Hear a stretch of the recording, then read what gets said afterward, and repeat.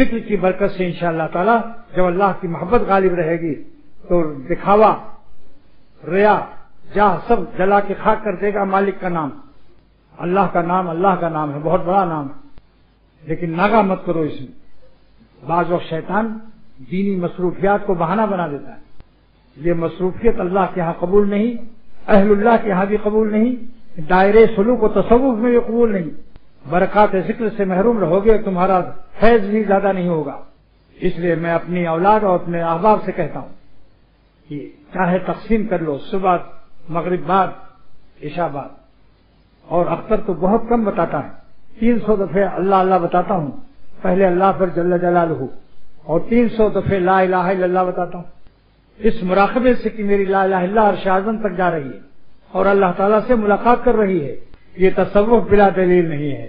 مشکاۃ شریف کی حدیث ہے، سرور عالم صلی اللہ تعالی وسلم ارشاد فرماتے ہیں کہ جب بندہ زمین پر لا الہ الا اللہ کہتا ہے تو اس کی لا الہ الا اللہ ساتوں آسمان پار کر کے اللہ تعالیٰ سے ملاقات کرتی ہے۔ اور حدیث کے الفاظ یہ ہیں، لا الہ الا اللہ لیس لہا حجاب دون اللہ، لا الہ الا اللہ میں اللہ میں کوئی پردہ نہیں، نکرہ تحت نفی ہے، تفید العموم ہے، کوئی ذرہ ایک ذرہ کا حجاب نہیں ہوتا۔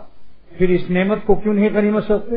بے پردہ اللہ سے کیوں نہیں ملاقات کرتے؟ کس منہ سے اپنے کو عاشقی کا دعویٰ کرتے؟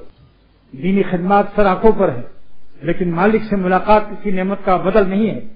یہ لا الہ الا اللہ ہمیں اللہ سے ملاقات کراتی۔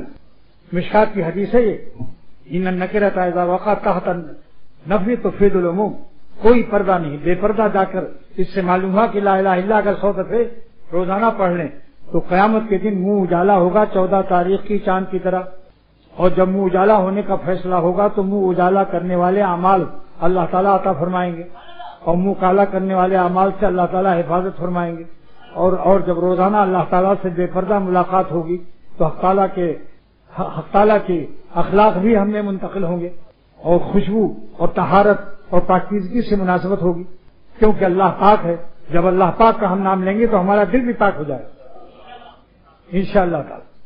کم سے کم ایک تسبیح تو پڑھ لو، ورنہ جس کو 3 تسبیح بتایا 3 تسبیح کرو، اور لا الہ جب کہو تو سمجھ لو غیر اللہ قلب سے نکل گیا، اور جب الا اللہ کہو سمجھ لو اللہ تعالیٰ کا نور ہمارے قلب میں آ گیا۔